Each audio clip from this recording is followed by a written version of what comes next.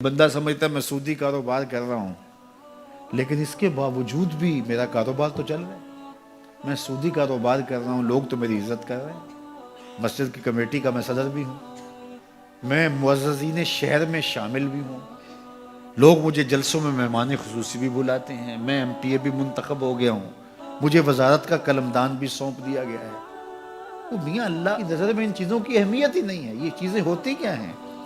وہ یہ نہیں چھینتا، وہ ہدایت چھینتا ہے۔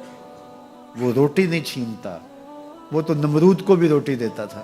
اس نے کبھی سورج کو منع نہیں کیا کہ اس کے گھر میں روشنی نہ کر، یہ حامان کا گھر ہے، یہ قارون کا گھر ہے، یہ میرے دشمنوں کا گھر ہے، اس کے گھر میں روشنی نہیں ہونی چاہیے۔ چاند کو کہتا ہے اپنی کرنیں بکھیر، سورج کو کہتا ہے اپنی روشنی بکھیر۔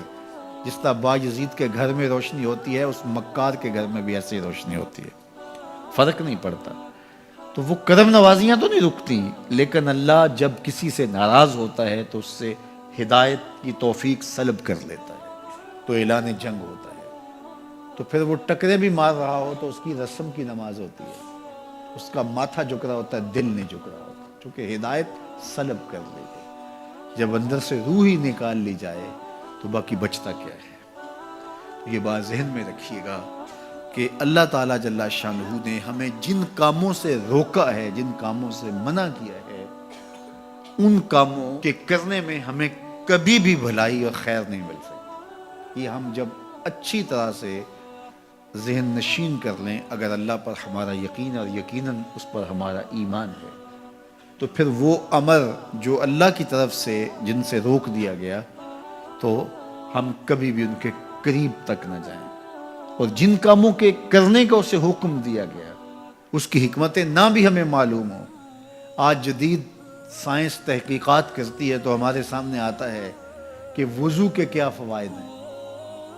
آج ہمیں لوگ بتاتے ہیں کہ جناب آپ امامہ باندھیں گے تو سن سٹروک سے بچ جائیں گے۔ آج دنیا تحقیق اور جستجو کر کے نماز اور دوران خون اور جو ہے وہ نماز کی برکتیں اور کتنی بیماریوں سے نماز کے ذریعے سے بچنے کی کہانیاں سناتے ہیں۔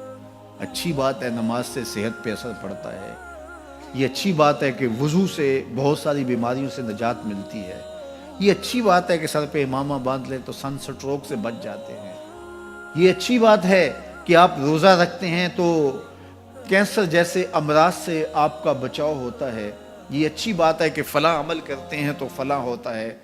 لیکن صاحب، ہم سن سٹروک سے بچنے کے لیے امامہ نہیں باندھتے، ہم محمد عربی کی ادا کے لیے باندھتے ہیں۔ دوران خون کے لیے نماز نہیں پڑھتے، ہم رب کے حضور سجدہ ریزی کے لیے اس کے حضور اپنی نیاز مندیوں کا سر جھکاتے ہیں۔